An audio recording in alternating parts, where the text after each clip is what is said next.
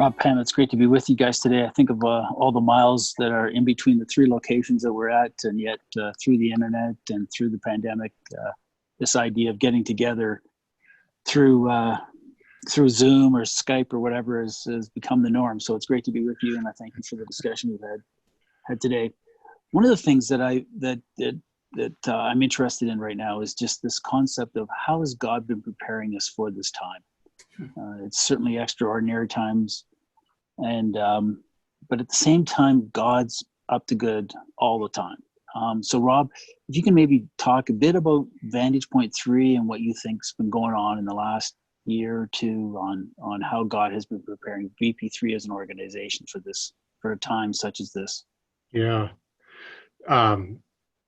There's a lot of places to go on that. I think where my mind goes to, Shane, in particular right now, is this is the 20th years of Vantage Point 3 ministry. So it's provided a bit of an occasion to look back.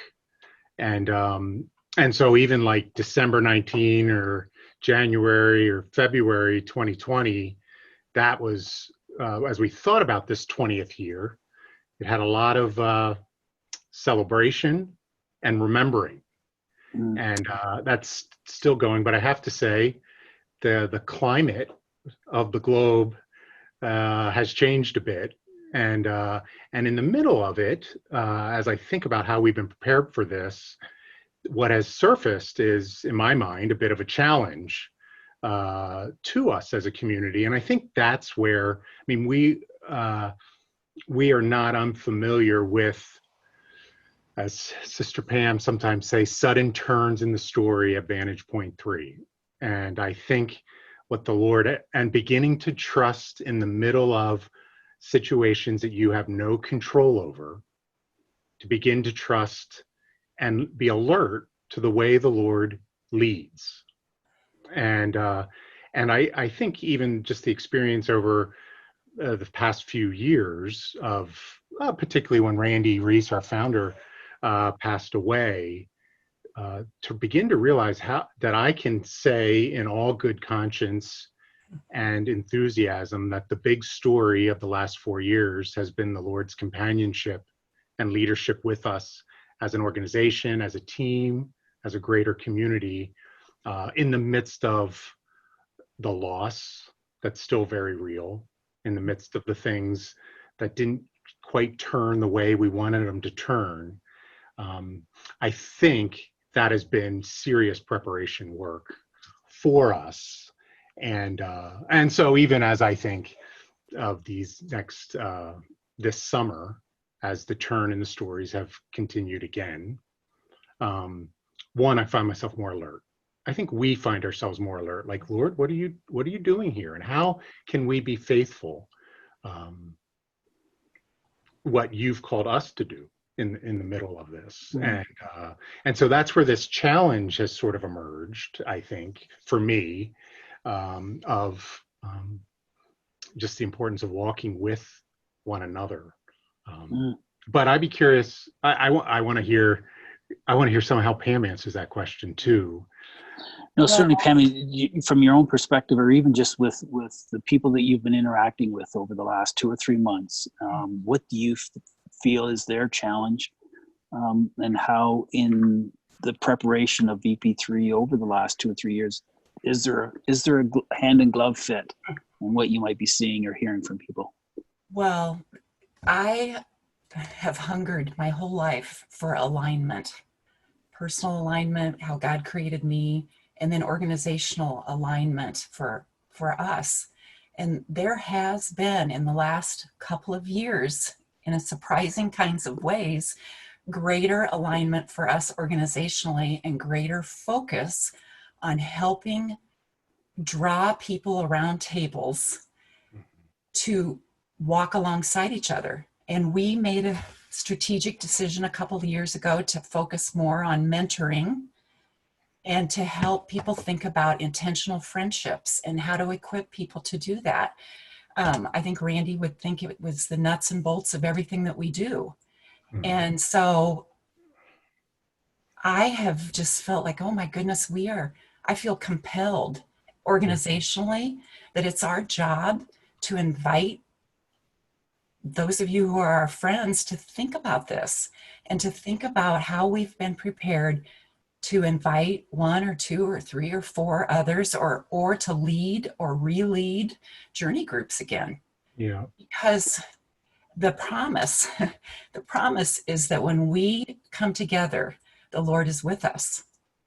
And we are always blessed. We are always comforted when we are with other people. We are always sustained. We are always given guidance. We are always uplifted and encouraged. And so that promise is true. And I'm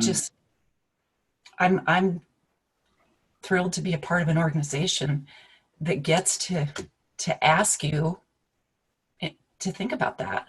So we have a lot to celebrate, but it's challenging because it's tempting to just kind of hunker down and stay in our homes. Right. But with this kind of virtual world, we can stay in our homes if we want to, but we can be very together. I shared a story yesterday with a friend sitting 10 feet apart in my front lawn about just as he was talking about this hunger for meaningful conversation that he's experiencing. And he's led groups in the past. And it would have been October or just November of 2016, so a few months after Randy passed, that one of the things that the Lord just impressed on me is it had been 4 or 5 years since I had led a journey group. And one of the things the Lord impressed upon me was, Rob, you need to lead a journey group this year, because first off, you need a space to pay attention to these 3 key questions in light of all that's gone down. You need to pay attention to the character and activity of God in this uncertain time. You need to be reminded who you are, like where you are rooted, Lord, that Rob, I care for you deeply. And you're walking into some very different turf. Where is it that I'm calling you, and what am I calling you to be about? And so sure enough, by Easter in 2017, a group started, a marketplace group. And I reminded him of that yesterday on the front lawn, because I think in May this past year, I began to muse about, I'm not sure there's a better time right now than if people have the space, like the sorts of folks that were in our tribe, to lead a group. It provides the sort of space and place people need right now. In the polarizing context, it's not a confrontational process. It draws folks out to pay attention, right? Yeah. And so to my friend in the front lawn, Shane, I said, I think right now, I'm more convinced now in July that, man, there might be some calling here for those of us who care deeply about cultivating meaningful conversation and providing spaces and places for people, particularly in where we find ourselves in light of all the disorienting variables that are at the table. And so I would affirm that, Pam, some of what you're saying. So Pam, to the tribe, the VP3 tribe, the challenge is what? Well, I think the challenge is twofold, Shane. I think the challenge is if you are able, and if you're drawn, and the Lord is laying it upon your heart to reach out to be with others in intentional spiritual friendships, mentoring relationships, journey groups, perhaps. We're here to help equip you. We want to walk alongside you. And the other thing is, all of us, everybody's affected financially, and so are we. And the future is unpredictable for us, and financial gifts of any size to help us would be more than welcome and very helpful to us, so that we can continue to do the work that God has called us to do. Yeah. And so over these next 5 months, I think the celebration and challenge rhythm is what the 20th year is for us as a team. And we're inviting you to sort of join in as a Vantage Point 3 friends, but to pay attention to that. One, to give thanks to the Lord for the good work, the sort of life-changing work with a group of people walking through a Vantage Point 3 process, but also a challenge to Pam's twofold, right? That is a call for such a time as this is to walk with one another more intentionally. In particular, you know, maybe this is a year again for you to lead a journey group, but then join with us, right? In helping us continue to sort of pay attention to this sort of mentoring way that we're wanting to invite, and we find ourselves positioned for such a time as this. Yeah. So, yeah. It's interesting how the challenge and the celebration can go together. That's pretty cool. Yeah. This 20th year and where Vantage Point 3 has been and where we are today, and That's right, the Shane. things that can happen Yeah, through the process.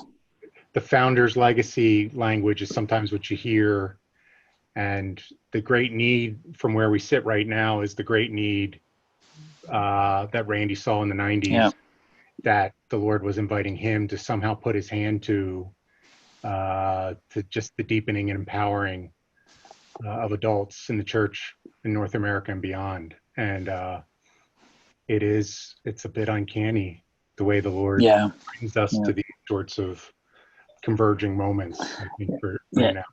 For me, it's one of those things where I'm surprised, but I'm not. Yeah. Right. Right.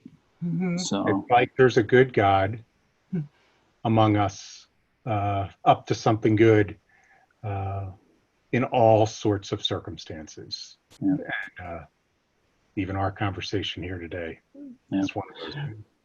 Yeah. Thank you for your time. Thank you, Brother Shane. Good to be together. Mm-hmm. Yep.